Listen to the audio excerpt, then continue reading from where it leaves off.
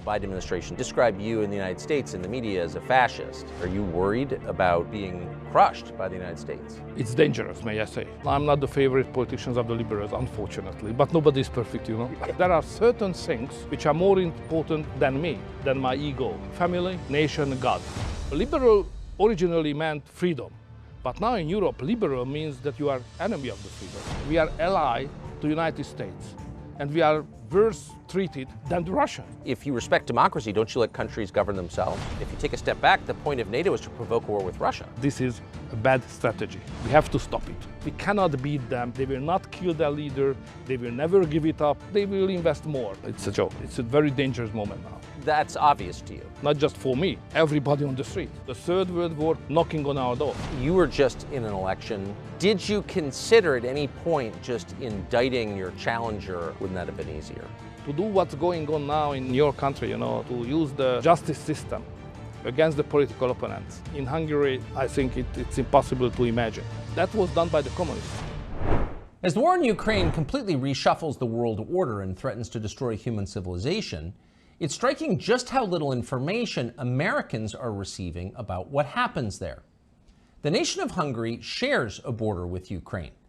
Its leader, Viktor Orbán, the nation's longest-serving prime minister, has been dealing with the Russians all of his life. He grew up under Russian occupation. As a young man, he was arrested and thrown into jail by Russian-backed police for his efforts to liberate the country. And as prime minister, he's dealt regularly with Vladimir Putin, whose nation supplies Hungary with most of its energy. Viktor Orbán understands Russia and Ukraine. So 2 years after we last spoke to him, we returned to Hungary to sit down with Prime Minister Viktor Orbán and ask him what exactly is happening in Ukraine right now. Here's what he said. So in the United States, the view is that Ukraine is winning this war. It doesn't sound like that's true. No, it's a lie. It's not just a misunderstanding. It's a lie. It's impossible. Everybody who's in politics and understand the logic, the figures, the data, no way. Why is it impossible? Because that way, the poor Ukrainians die every day. Yes. Hundreds and thousands, you know. So my heart is with them. So it's tragedy. It's tragedy for Ukraine. But they will run out earlier from the soldiers, number of soldiers, than the Russians. What finally will count is boots on the ground. And the Russians are far stronger, far numerous, more numerous There's more than of Ukrainians. Them. Many more. So this strategy, what we are just supporting, is a bad engineering of the strategy. So if the Biden administration has said our goal is to beat Russia, is to effect regime changes to kill Putin and take him out of power. You know, they misunderstand probably the Russians. You know, to understand the Russians, it's a difficult thing, especially if you have an ocean between you and Russia. So when we speak about politics, I mean Westerners, what is the focus point of our conversation? The focus point is freedom. How to provide more and more freedom to the people. Yes. When you speak on politics in Russia, this is not the number one issue. The number one issue, how to keep together the country, because the country is very big. And there's a privilege of the question how to keep together the country and not freedom. Freedom is just another issue, second, third, whatever. First, keep the country together. And that's generate a different kind of culture and understanding of politics. That's create a kind of military approach like Yes. they have. Always on security, safety, buffer zone, geopolitical approaches. It's not our culture, it's a different approach. It's legitimate to have that because it's their history. But we have to understand that we cannot beat them as we do just now. It's impossible. They will not kill their leader. They will never give it up. They will keep together the country and they will defend it. We finance more, they will invest more. If we send more technical equipment, they will produce more. So don't misunderstand the Russians. So they're not going to get sick of Putin and throw him out? Come on, it's a joke. What would happen if the West succeeded in killing Putin? What would happen to Russia and its nuclear stockpiles? Okay, so that's okay, may I recall one of my experience? Yes. So I was prime minister exactly at the time when the change happened in Russia, Putin after Yeltsin. Yes. Yeltsin was very weak and getting weaker and weaker. And I do remember the fear of that time here in Hungary and in Europe as well, whether there will be a new leadership or not. So the real fear here was that there will be an anarchy in Russia. Yes. Putin is out and no new guy who is coming in strong enough to keep together the country, the nuclear arsenal and the army control and so on. So everybody was happy when realized that, that after he had seen Putin come in and started to control the military and the Russian power as a leader. So everybody was happy. I do remember that. So now Putin is in power for long, long years. We forgot about how dangerous when there is no strong leadership or interregnum in Russia. The interregnum is the worst case possible. So, but that is our goal. That is the goal of the U.S. State Department. Yeah, but it's a mistake. If this is the goal, it's a mistake. It sounds very dangerous. It's more than dangerous, Okay, if to sit in Washington, safe United States, is a different feeling than to sit here in Budapest. Ukraine is next door country, So what's going on there could have an immediate impact in 24 hours here in Hungary and so on.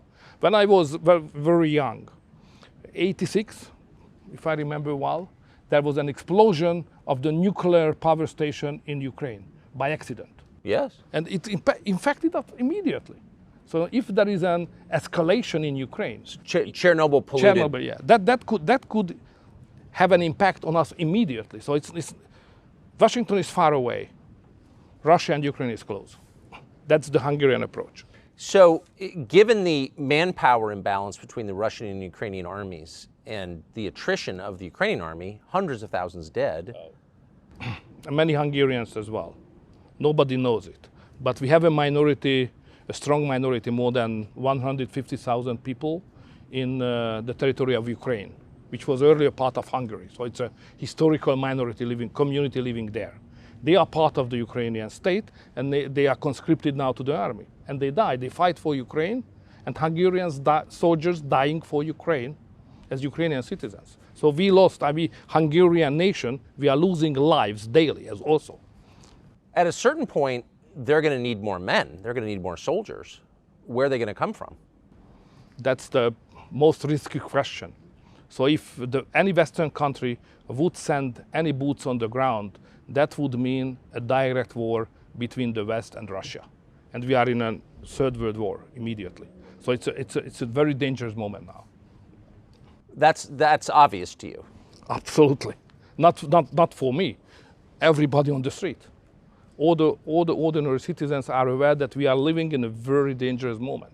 So the third world war couldn't knocking on our door. So we have to be very, very careful.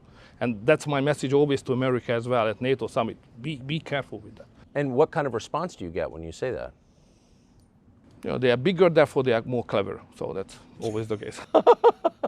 So they don't listen to you. We can say in that way also, yeah. I have to ask you about Nord Stream. So it seems very obvious that the Biden administration blew up Nord Stream, either directly or through proxies. I've never heard anyone dispute that, really. How is Western Europe, and Germany in particular, the biggest NATO member in Europe, not saying anything about this? It seemed, that just crushed the German economy. Why don't they say a word about it? So when it has happened, we commented it as a terrorist attack. Yes. It was rejected in Germany and in the West. It was not a terrorist attack. It was something, So that's a kind of evidence of lack of sovereignty. But it's the job of the Germans. I would not like to criticize them. What we Hungarians did immediately, we made clear that there is another pipeline, not just Nordic Stream, but there is a southern stream, coming gas from Russia through the southern corridor. Turkey, Bulgaria, Serbia, Hungary. And together with the Serbian Prime Minister, President, we did very clear that if anybody would like to do the same thing with the southern corridor as it was done with the northern one, we consider it as a reason for war or terrorist attack, and we will immediately react. So don't do that. Probably you can do it with the Germans, but you can't do that with this region. That was very much clear. Do you think people understand that? I think so. You were not speaking to the Russians when you said that? On that subject. Yes.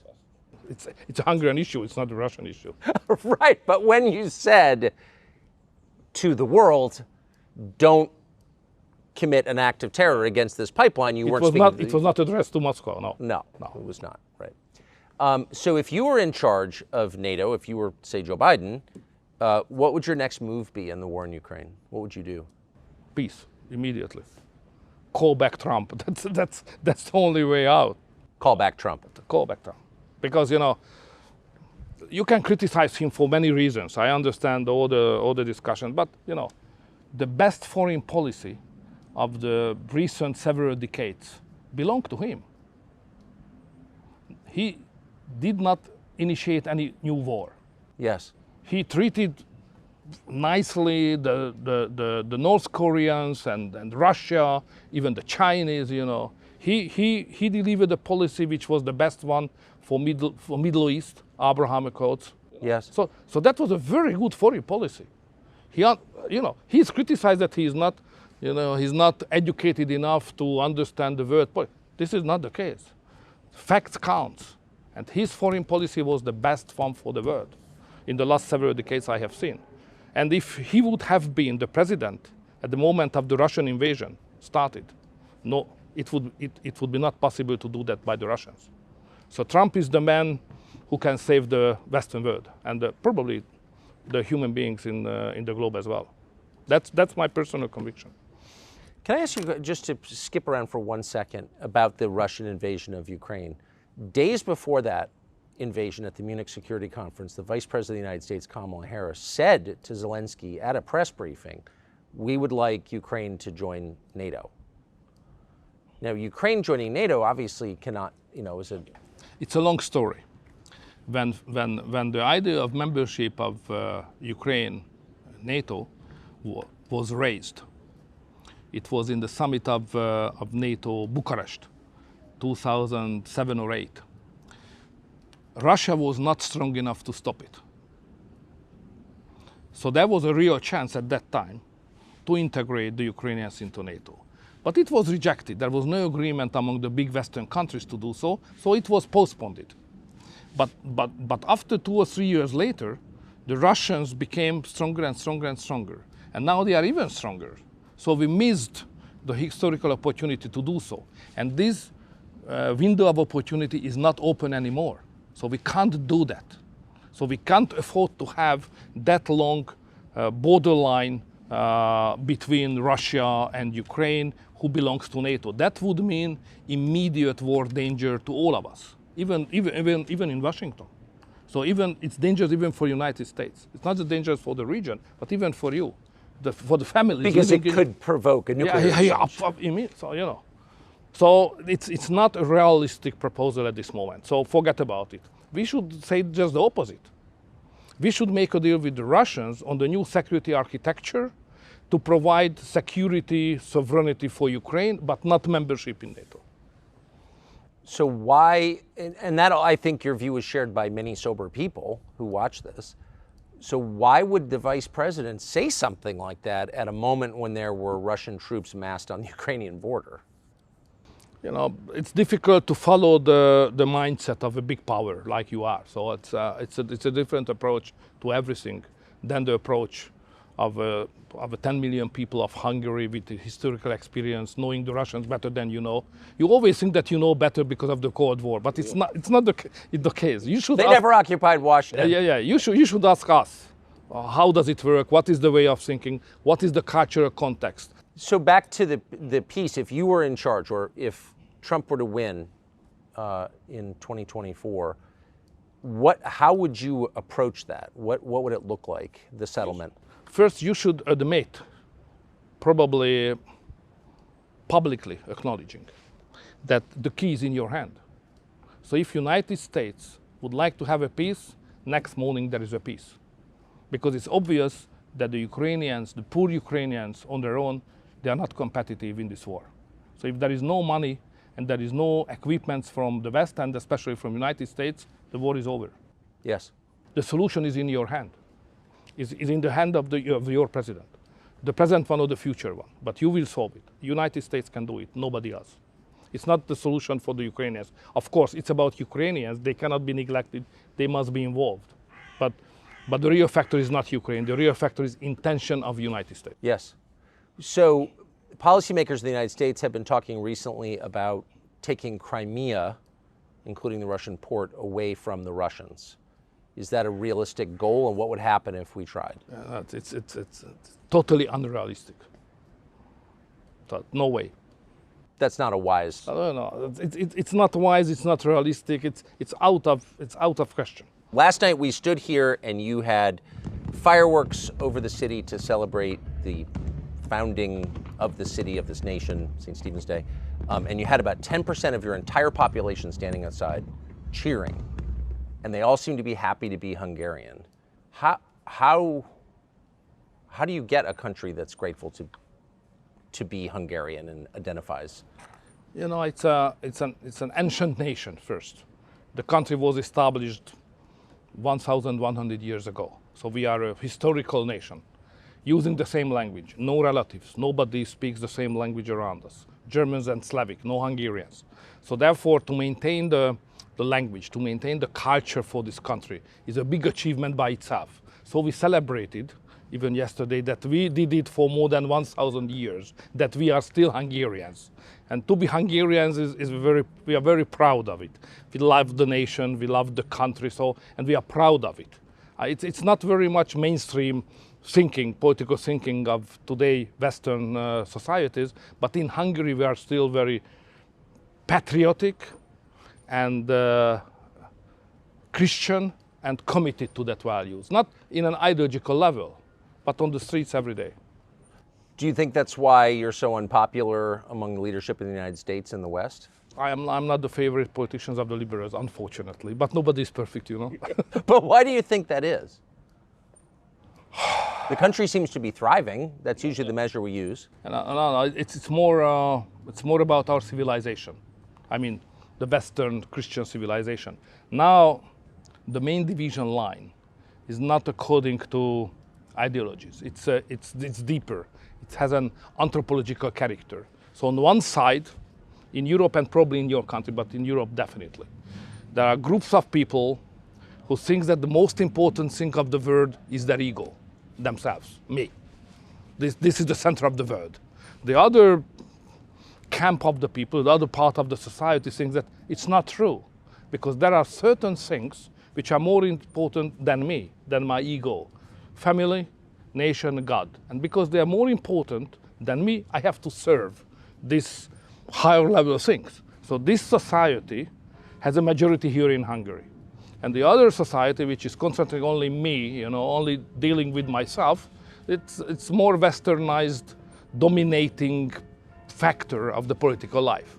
And the governments of the West, more belonging to the first group of the people. I belong to the second one, and Hungary belongs to the second one. Our constitution is concentrating on the we, you know, how we are linked together, family, nation, God, what is common, you know. So we, the Hungarian nation, that's how we speak on that. It's totally out of fashion now in the Western European societies. But why would that be so provocative to certain people in the West? I mean, different countries have different traditions. Mongolia has its own religions, language, but that's not offensive. But something about what you said is very offensive.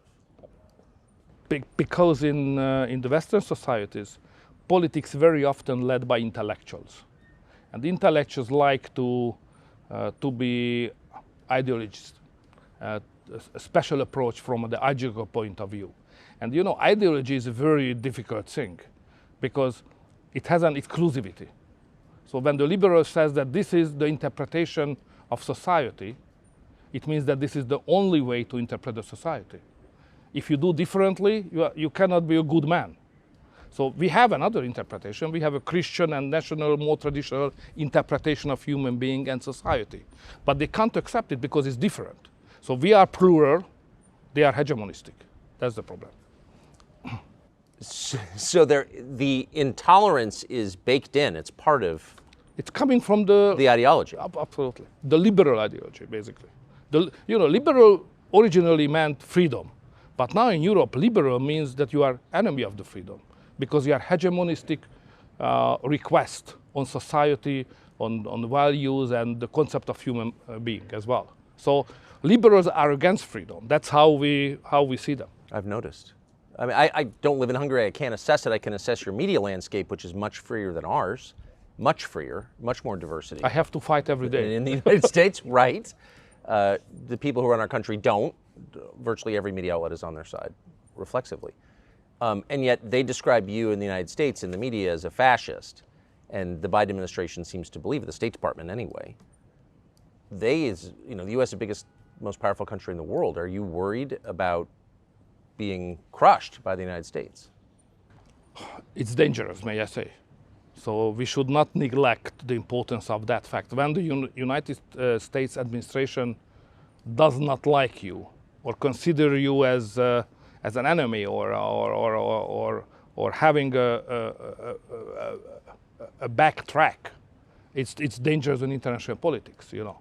So you are powerful, still number one power of the world. So if you criticize somebody, we have to be very cautious how to deal with that.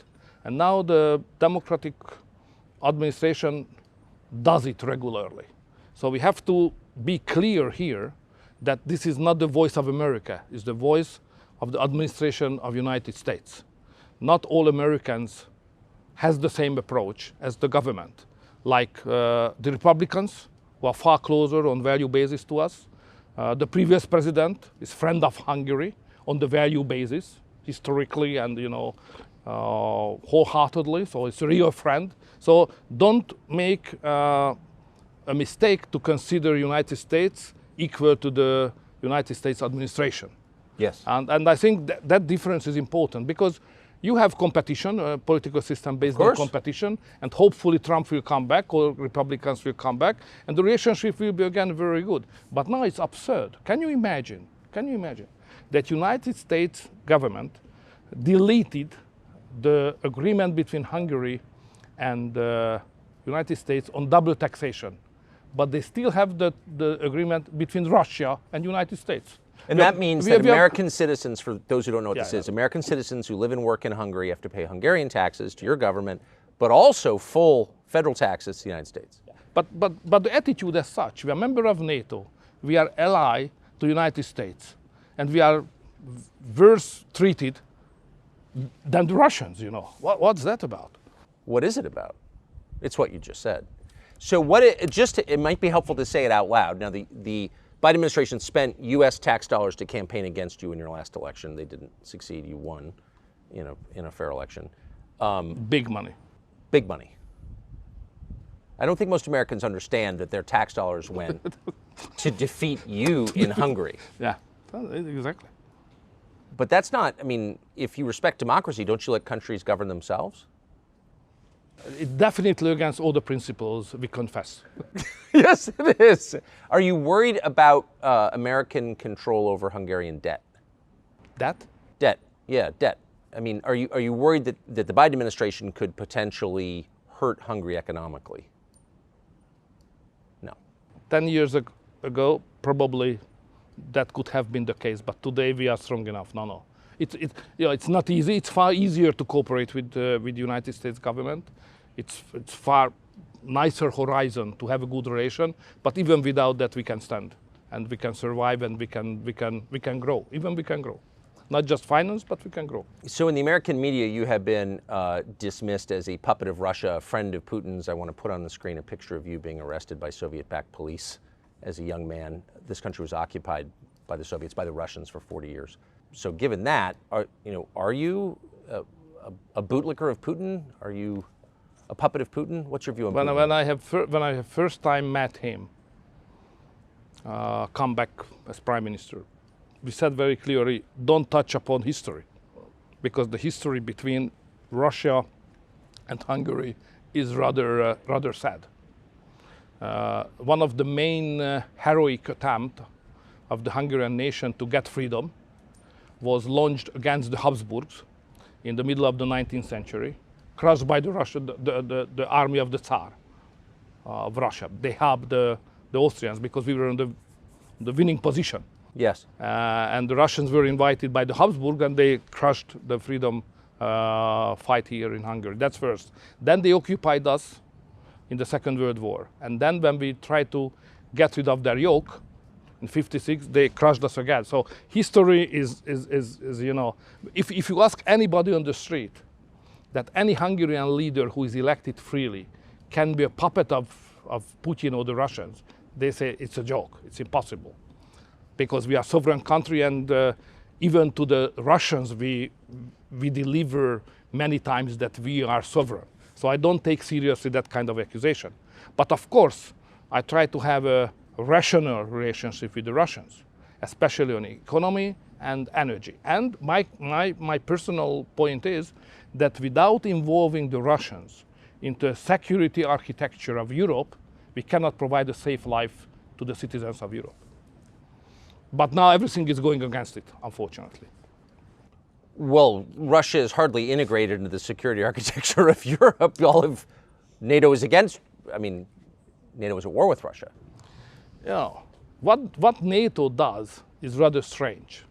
Because if you look at the official position of NATO as an institution, as an alliance, they're exactly saying what we said. So no involvement, and we should do as much as we can for peace. That's the official position of NATO. But at the same time, NATO says that member states of NATO should do their best to support the Ukrainians. You know, so we should clarify that what's going on, like United States foreign policy to support and finance the Ukrainians, it's not the policy of NATO, it's the policy of United States. That's a big difference. But I mean, NATO countries now border over 1,500 miles of Russia. So it seems like the point, if you take a step back, the point of NATO is to provoke a war with Russia. I mean, that's what it seems like. What is the point of NATO? The point of NATO is that we are stronger than the Russians are. That's very important to make clear. Okay, there is the nuclear armament, yes, which must be balanced, but on conventional weapon context, we, NATO, are far stronger than the Russians are. The Russians are not strong enough even to beat the Ukrainians just now. You know? Yes. So therefore, if somebody is belonging to NATO, member of NATO, it's obvious that we are in a secure position. Russia is not able to threat our security. It's out of question because we are so strong. That's the number one point.